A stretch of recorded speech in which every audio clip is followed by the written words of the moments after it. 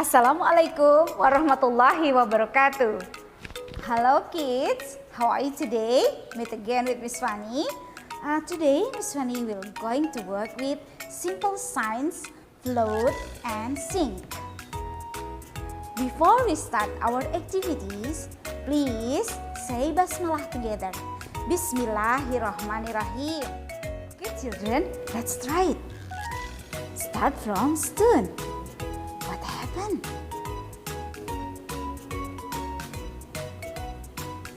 Wow, the stone is sink.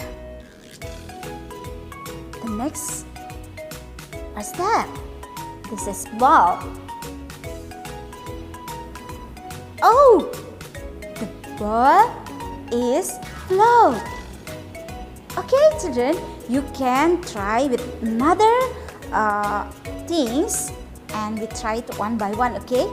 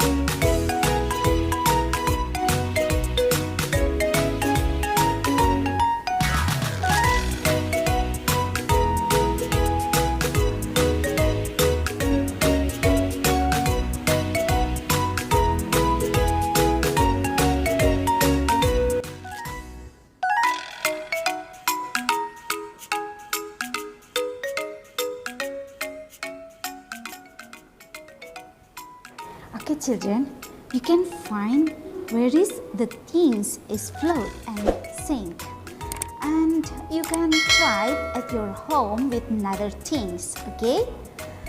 Thank you for watching. See you again with Miss Fanie and say hamdalah together.